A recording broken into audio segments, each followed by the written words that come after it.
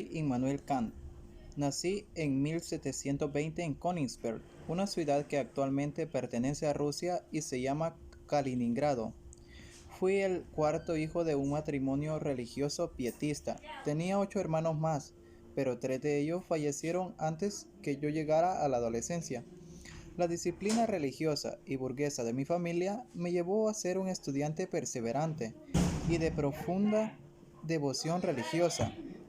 Yo, como todo alemán de aquellos tiempos, creía en principios de la religión luterana, como la literalidad de la Biblia y el esfuerzo personal disciplinado como forma de honrar a Dios en este mundo. Fui escritor de obras fundamentales para la historia de la filosofía, pero en este resumen nos ocuparemos solamente en la crítica de la razón pura, mi obra principal. Yo planteo que es necesario basar mi estudio en 3 preguntas: ¿qué puedo conocer? ¿Qué debo hacer? ¿Qué puedo esperar? En mi resumen nos ocuparemos solamente de la primera pregunta: ¿qué puedo conocer? Para entender el contexto en el cual me desenvolvía, hay que comprender que a lo largo de la historia de la filosofía, el conocimiento se entendía del siguiente modo: un objeto y un sujeto. El objeto tenía una verdad en sí mismo, mientras que el sujeto lo único que debía hacer era adaptarse a ese sujeto. Ahora vamos a ejemplificar todo esto con un objeto, que es el mate. Usaremos el mate como objeto principal en nuestro resumen. Según la visión filosófica tradicional sobre conocimiento, cada vez que yo percibo este mate, yo me adapto a una verdad indiscutible. De este modo lo conozco, adaptándome previamente. En lenguaje filosófico, yo soy el sujeto y el mate es el ente. Según Aristóteles, el mate es también sustancia, porque es un ente que se sostiene por sí mismo. Para mí hay un giro. Yo voy a defender todo lo contrario. Yo afirmo que conocer el mate no es adaptarse al ente, sino que es estudiar el conocimiento, es estudiar al sujeto que está conociendo al mate. Dicho de un modo técnico, yo fundé un método trascendental que consiste en trasladar el interés del objeto al sujeto. Ya no importará el objeto o ente, o sea el mate, sino que lo que importará es qué necesita el sujeto para convertirse en sujeto de conocimiento. Esto soy yo. Este es mi mate. Esto es un giro copernicano, porque la filosofía a través de mí se ve invitada a dejar de poner el énfasis en las cosas para empezar a poner el énfasis en las posibilidades que tiene el sujeto de conocer las cosas. Yo revolucioné la historia de la filosofía y nada volverá a ser lo mismo después de mí. Antes de mí, el debate filosófico acerca del conocimiento se entendía con 2 posturas filosóficas: el racionalismo y el empirismo.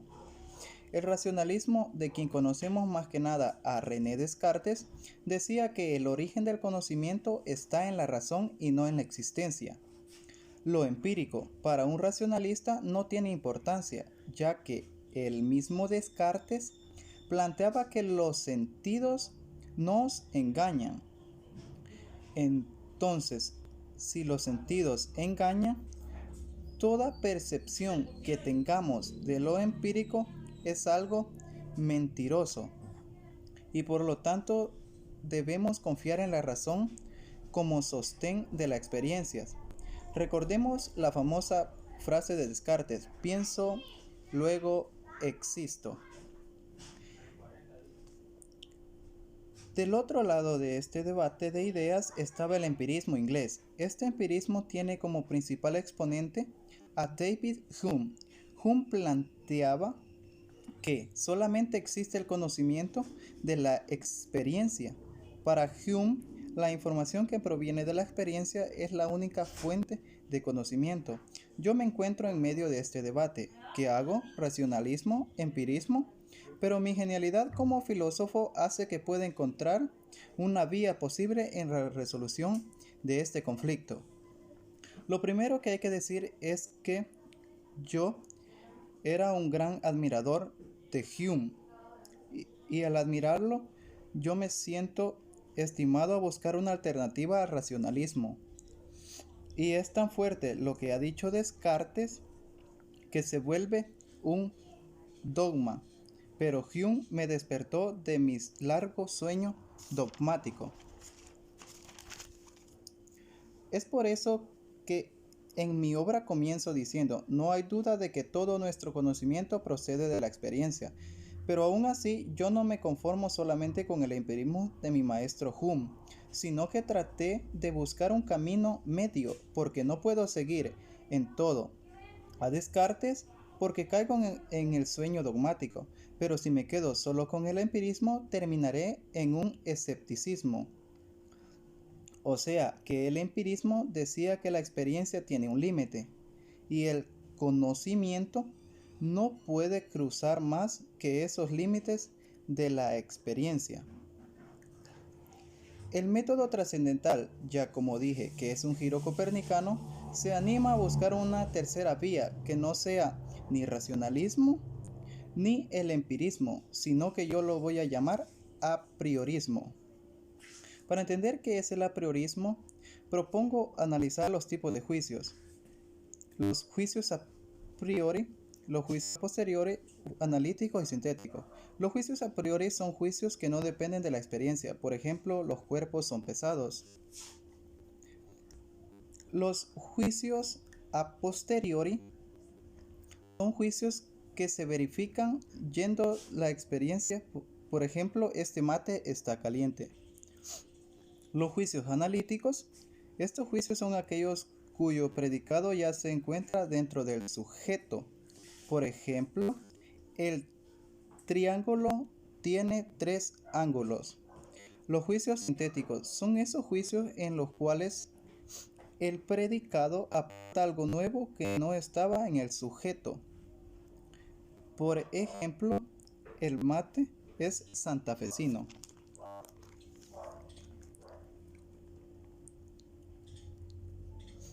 Por lo tanto, afirmo que las ciencias nos tienen que aumentar siempre el conocimiento, pero ese conocimiento que aumenta tiene que ser siempre seguro.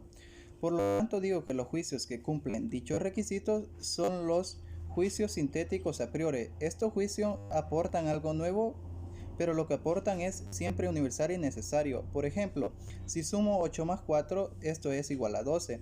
Ese conocimiento es nuevo y a la misma vez universal. Sume donde sume el resultado es el mismo. Pero para que algo sea percibido, precisa del espacio y del tiempo. Es decir, que espacio y tiempo son esas estructuras imprescindibles para cualquier experiencia. Esto hace que yo bautice al espacio y tiempo como formas puras de sensibilidad. Ningún ser humano puede conocer fuera del espacio y del tiempo. Es necesario conocer un concepto más llamado noúmeno. Recordemos que antes se pensaba que las cosas eran sustancias en sí, es decir, que existían más allá del sujeto que percibía los objetos. Esa realidad en sí de la metafísica prevía a mí. Suponían que las cosas tenían realidad en sí. Dicho de otra manera, el objeto es un ser. Un ser. Un pensador medieval suponía que hay un ser que le confiere de existencia. O sea, que lo sostiene, pero para mí no se puede afirmar nada sobre el objeto, es incognoscible. A eso que es incognoscible yo lo llamaré noúmeno. Otro concepto fundamental para entender mi filosofía es el fenómeno. Yo digo que las cosas, o sea, objetos que se nos presentan, son fenómenos. Entonces el mate es un fenómeno, pero antes de mí Aristóteles los llamaba sustancias, pero a partir de mí se van a llamar fenómenos. La palabra fenómeno en griego significa lo que se aparece. Entonces ahora el mate es un fenómeno. Antes de mí, el centro del conocimiento era el mate, o sea, el objeto. Ahora, después de mí, el mate es solo un fenómeno porque lo conozco dentro de un espacio, el tiempo, y que pertenece a una categoría.